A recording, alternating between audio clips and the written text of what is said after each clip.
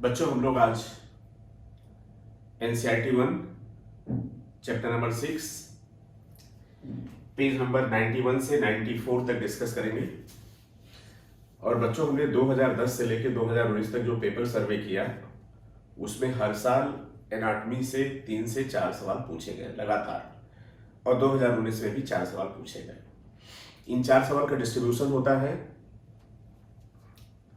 Tissue, simple tissue, complex tissue, parenchyma, collenchyma, sclerenchyma, xylem, phloem, vascular bundle, secondary growth, और एक question पूछ लेते हैं जाइलम फ्लोएम से कंडक्शन फिजियोलॉजी से कनेक्ट करके पूछते हैं। 2010 से और 2019 तक 6 बार क्वेश्चन पूछे गए केवल वैस्कुलर बंडल से। ये क्वेश्चन भी आपको हम कराएंगे। आप जानते हैं कि प्लांट की चाहे एनाटॉमी हो, चाहे मॉर्फोलॉजी हो, चाहे फिजियोलॉजी हो, प्लांट एनिमल दोनों की, इन दोनों पे उनकी लाइफ साइकिल और एनवायरनमेंट का इफेक्ट होता है। लाइफ साइकिल लंबी है, लाइफ साइकिल छोटी है, जीवन चक्र जल्दी पूरा करना है, देर में पूरा करना है, इस हिसाब से उसकी एनाटॉमी डिसाइड होती है। और एक सवाल बड़ा कॉमन पूछा जाता है, dicot, monocot, root stem leaf में डिफरेंस।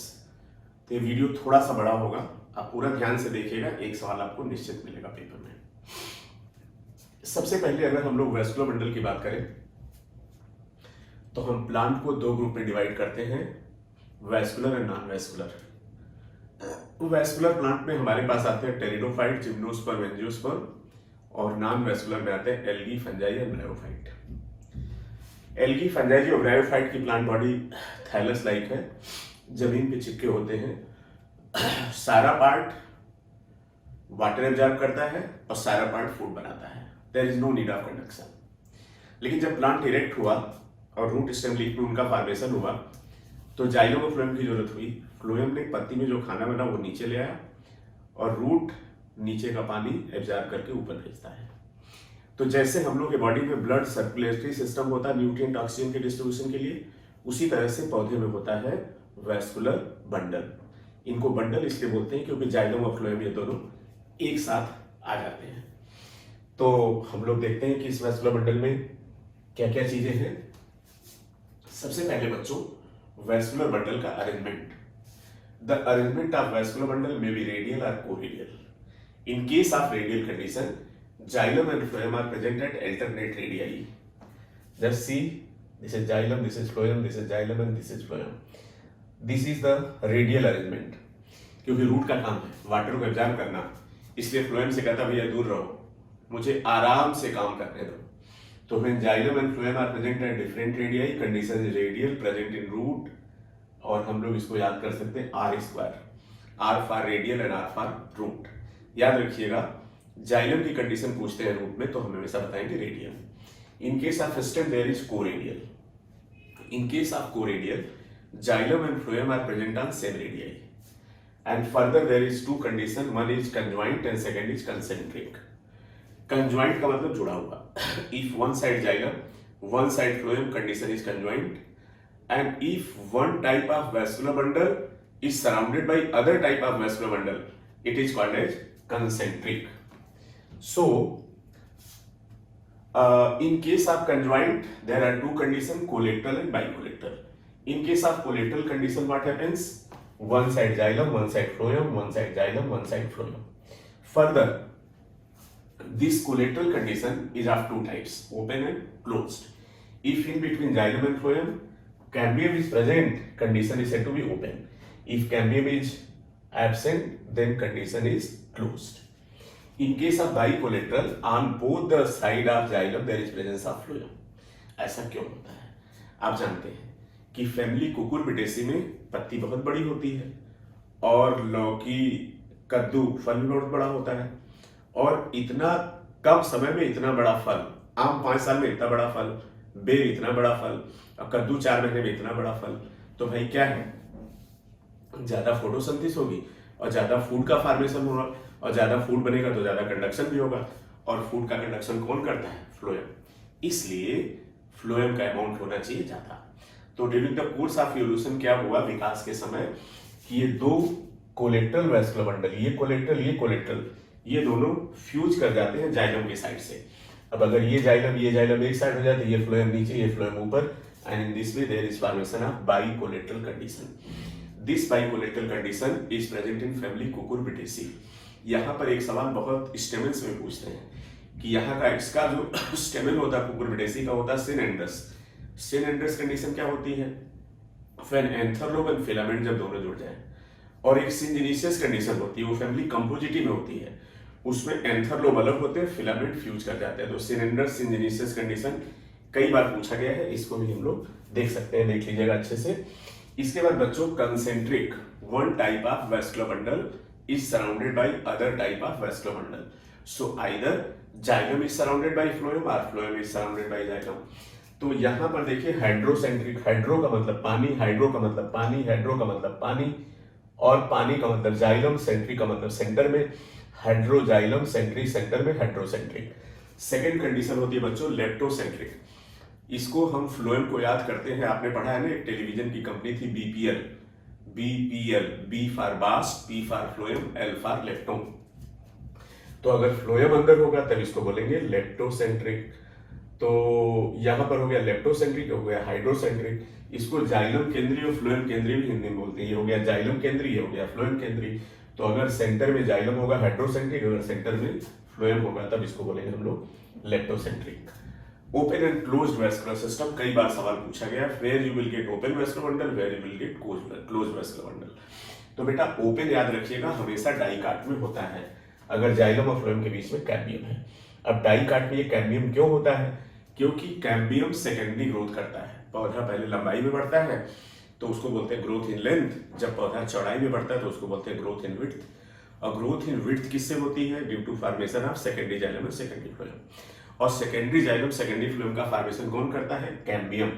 तो याद रखिएगा open vascular bundle dicot, close vascular bundle monocot, secondary growth dicot, secondary growth absent in monocot. लेकिन कभी कभार एक आध सवाल पूछा गया है फिच मोनोकाट है सेकेंडरी ग्रोथ। तो एग्जाम्पल याद रखिएगा ड्रेसिना एंड यक्का, नोट कर लीजिए Dracaena and Yucca, monocot with secondary growth, Dracaena and Yucca. इसके बाद बच्चों जाइलम की कंडीशन एंडार्क एंड एक्सार्क।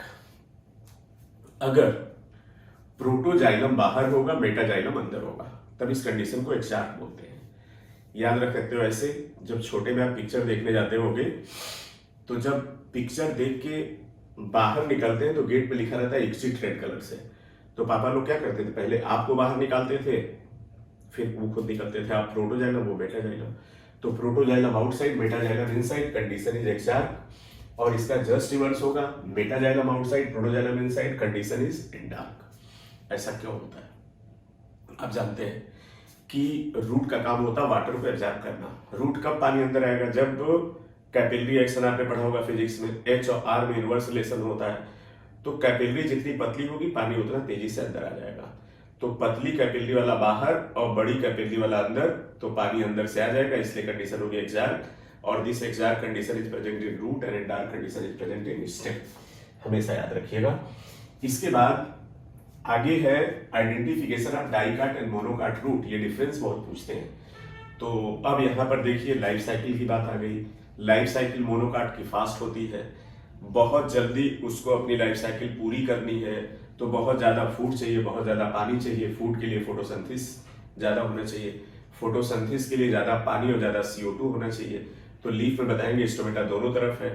और मोनोकाट रूट में ज्यादा पानी के लिए जाइलम का नंबर हमेशा ज्यादा होता है। पायो बहुत समझना रटना नहीं है। तो in case of monocot root number of xylem is always more than 6। In case of dicot root the number of xylem is 2 to 6। Monocot को अपनी लाइफ साइकिल जल्दी पूरी करनी है। लाइफ साइकिल जल्दी पूरी करने के लिए जाइलम का नंबर ज्यादा होना चाहिए, क्योंकि ज्यादा फूड की जरूरत है। फूड बनेगा फोटोसिंथेसिस से, फोटोसिंथेसिस के लिए पानी चाहिए, पानी के लिए ज्यादा जाइलम चाहिए। That is why in case of monocot root xylem is more than 6। In case of dicot it is 2 to 6, याद रखिएगा। इसके बाद देखिए ये डायग्राम से आप अच्छे से देख सकते हैं। यहाँ पर देखिए प्रोटोजाइलम, मेटाजाइलम, ये डाइकाट रूट का स्ट्रक्चर है। तो पतली ल्यूमेन वाला बाहर है, बड़े ल्यूमेन वाला अंदर है, पानी कैपिलरी एक्शन से आराम से आ जाएगा।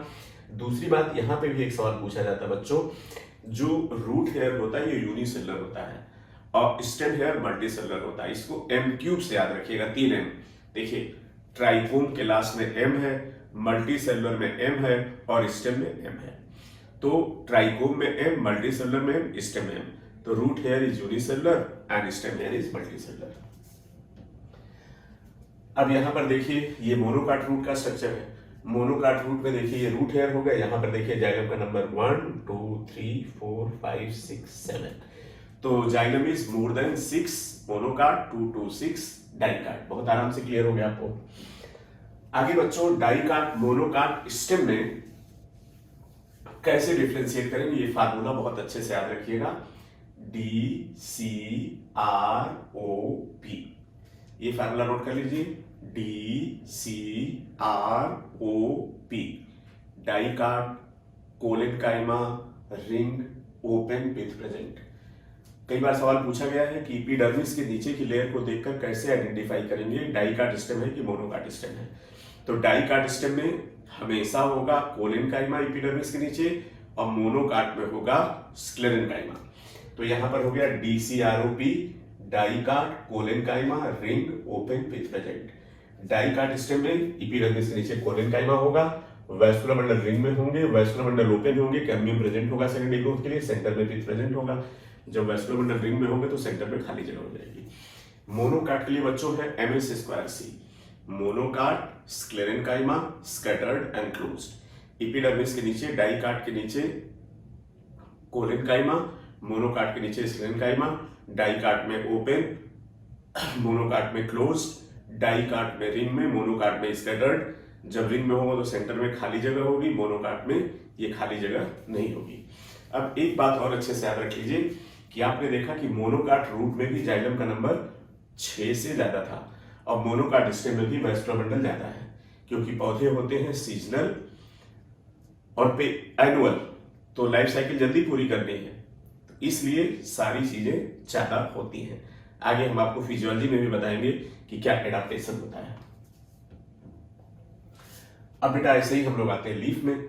तो इसका फार्मूला है D²MIB, identification of dicot monocot leaf. तो बताइए लाइफ साइकिल किसको जल्दी पूरी करनी है, मोनोकाट को। तो किसको ज्यादा फोटोसिंथेसिस करना है, मोनोकाट को। इसीलिए C4 प्लांट कौन से होते हैं, मोनोकाट। तो जब लाइफ साइकिल जल्दी पूरी करनी है तो पानी ज्यादा होने के लिए जाइलम ज्यादा हो गया और ज्यादा CO2 के लिए देखिए मोनोकाट लीफ में स्टोमेटा दोनों तरफ होगा। अब जब स्टोमेटा ये दोनों तरफ होगा तो क्या होगा, एक्सेस वाटर का लॉस भी होगा। तो एक्सेस वाटर के लॉस को रोकने के लिए मोनोकाट लीफ में क्या होगा, बूलीफॉर्म सेल पाए जाएंगे। दूसरी बात क्या है, दो तरह के बच्चों पैरेन्काइमा होते हैं, एक होता है पैलिसेड पैरेन्काइमा और एक होता है स्पंजी पैरेन्काइमा। तो पैलिसेड पैरेन्काइमा वहां होते हैं जहां पर कोई गैसेस एक्सचेंज नहीं है, जहां पे स्टोमेटा नहीं है, क्योंकि ईंट की तरह सेल एक दूसरे से चिपके होते हैं। और स्पंजी पैरेन्काइमा में गैप होता है। तो मोनोकाट लीफ में क्या होगा, स्टोमेटा दोनों तरफ है, तो पैलिसेड स्पंजी में डिफरेंशिएशन नहीं होगा। जबकि डाइकाट में क्या होगा, ऊपर पैलिसेड है तो वहां तो गैस का एक्सचेंज स्टोमेटा से होना नहीं है, तो उसकी सेल्स एक दूसरे से जुड़ी रहती हैं। और नीचे क्या होगा, क्योंकि स्टोमेटा है इसलिए वहां पर जो पैरेन्काइमा उसके बीच बीच में गैप होगा, लूजली अरेंज होंगे, and that is called as spongy parenchyma. तो डाइकाट लीफ में स्टोमेटा नीचे, मोनोकाट में दोनों तरफ। मोनोकाट में अपर एपिडर्मिस में बूलीफॉर्म सेल प्रेजेंट, डाइकाट में बूलीफॉर्म सेल एब्सेंट। मोनोकाट में दोनों तरफ स्टोमेटा है इसलिए पैलिसेड स्पंजी में डिफरेंशिएशन नहीं होगा, जबकि डाइकाट लीफ में पैलिसेड स्पंजी में डिफरेंशिएशन होगा, spongy towards the stomata and palisade away from the stomata. Monocot MIB, monocot isobilateral. Isobilateral इसलिए कि स्टोमेटा दोनों तरफ है, एक जैसा है, and bulliform cell present. Stomata is present on both side and there is no difference in palisade and spongy parenchyma. यहाँ पे हम लोग देख सकते हैं, this is the dicot leaf. देखिए यहाँ पे स्टोमेटा है और बीच बीच में देखिए ये सब गैप है गैसेस एक्सचेंज के लिए, और यहाँ पर देखिए पैलिसेड पैरेन्काइमा है। तो पैलिसेड और स्पंजी में डिफरेंशिएशन हो गया। यहाँ पर देखिए स्टोमेटा यहाँ भी है, स्टोमेटा यहाँ भी है, तो पैलिसेड स्पंजी में डिफरेंशिएशन नहीं होगा। और अपर एपिडर्मिस में देखिए यहाँ पर बूलीफॉर्म सेल प्रेजेंट है, और बूलीफॉर्म सेल क्या करेगा, ये कवर कर लेगा ताकि ट्रांसपिरेशन को रिड्यूस करेगा। इसके बाद बच्चों तो मैंने आपको डाई काट, मोनोकाट, रूट, स्टेम, लीफ में डिफरेंस बता दिया। मैंने बताया रेडियल कंडीशन रूट में, कंजॉइंट कोलेट्रल स्टेम में, मैंने बताया एग्जैक्ट रूट में, हमने बताया डार्क स्टेम में, हमने बताया मोनोकाट स्टेम में वेस्कुलर बंडल स्कैटर्ड, बताया डाइकाट में रिंग में, बताया जाइलम का नंबर 2 से 6 के बीच में डाइकाट रूट में, और मोर देन 6 मोनोकाट में, रूट में रेडियल और एग्जैक्ट कंडीशन। अब इन पॉइंट्स को ध्यान में रख के हम लोग जरा सा पेपर सॉल्व करते हैं 2010 से 19 तक। देखिए क्वेश्चन हो जाते हैं कि नहीं हो जाते हैं, तो इतना ठीक है, क्योंकि कंपटीशन में हम क्या पढ़े इससे ज्यादा जरूरी है क्या नहीं पढ़े, खूब अच्छे समझ लीजिए आप। तो चलिए हम लोग क्वेश्चन देखते हैं। पहले आप क्वेश्चन देखिए। पहला सवाल है आपकी स्क्रीन पे, some vascular bundles are described as open because. तो मैंने बताया था ओपन वेस्कुलर बंडल वो होंगे जो डाइकाट में होंगे, क्योंकि उसमें कैम्बियम होगा, सेकेंडरी ग्रोथ करेंगे, और क्लोज वेस्कुलर बंडल वो होंगे जो मोनोकाट में होंगे, उसमें कैम्बियम नहीं होगा। तो आप देख लीजिए अपना आंसर क्या होना चाहिए। देखिए second option, some vascular bundle are described as open, are capable of producing secondary xylem and secondary phloem. Why capable of? Due to presence of cambium and open vascular bundle. तो correct option is first.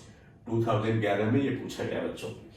2011 के बाद देखिए फिर 2012 में सवाल पूछा गया close vascular bundle. इससे आप आइडिया लगा सकते हैं सवाल पूछा कैसे जाता है। एक साल ओपन पूछा, इस बार क्लोज पूछा, तो क्लोज मोनोकाट में होगा, कैम्बियम नहीं होगा और सेकेंडरी ग्रोथ नहीं होगी। तो आप देख लीजिए फटाफट क्या हुआ आंसर भाई, cambium, close vascular bundle land cambium, all India PMT 2012। अगला सवाल बच्चों हम लोग देखते हैं, as compare to dicot root monocot root है। देखिए डाइकाट मोनोकाट रूट में डिफरेंस पूछ लिया, ये 2012 में पूछा, लगातार सवाल पूछा जा रहा है। डाइकाट रूट तो क्या बताया था, डाइकाट रूट में जाइलम का नंबर कितना होता है, 2 से 6 के बीच में, मोनोकाट रूट में मोर देन 6। तो देख लेते हैं इसमें क्या है, ऑप्शन क्या दिया है, many xylem bundle as compare to dicot root, monocot root has, monocot root more than 6, dicot root 2 to 6, more than 6 is greater than 2 to 6, that is why it is many xylem bundle. ये सवाल था बेटा 2012 का। अगला सवाल बेटा देखिए 2015 में पूछा गया, vascular bundle in monocotyledons are considered close because. वैसे तो बहुत सारे करेक्टर होंगे, क्लोज क्यों है बेटा, बिकॉज एब्सेंस ऑफ कैम्बियम। देखिए उसी कंसेप्ट पे सवाल पूछा जा रहा है, तो यहां पर हो गया cambium is absent, vascular bundle in monocot are considered close because cambium is absent, और प्रेजेंट होता तो क्या बोलते, ओपन। अगले सवाल की तरफ चलते हैं हम लोग, देखिए आप लोग सॉल्व करिए। The vascular cambium normally give rise to, करें वेस्कुलर कैम्बियम बनाता क्या है, तो वेस्कुलर कैम्बियम हमेशा बनाएगा ऊपर फ्लोएम नीचे जाइलम, फ्लोएम कम जाइलम ज्यादा, और इसी से पौधे की चौड़ाई बढ़ेगी, इसको बोलेंगे सेकेंडरी ग्रोथ। तो the vascular cambium normally will give rise to secondary xylem and secondary phloem. देखिए ऑप्शन क्या है, बिल्कुल सही, the vascular cambium normally give rise to secondary xylem and secondary phloem. Next question is plant have little और no secondary growth are. तो यहां पर monocot में सेकेंडरी ग्रोथ नहीं होती और डाइकाट में सेकेंडरी ग्रोथ होती है, मोनोकाट में ग्रासेज आती है। और मैंने आपको अभी बताया था कि मोनोकाट में 2 पौधे हैं जिनमें सेकेंडरी ग्रोथ होती है, ड्रेसिना एंड यक्का। तो यहाँ पर देखिए कोनिफर्स जिम्नोस्पर्म के मेंबर हैं, पाइनस का पौधा पेरिनियल होता है, मोटा होता है, उसका टिम्बर भी बनाते हैं, इसलिए इसमें तो होगा ही।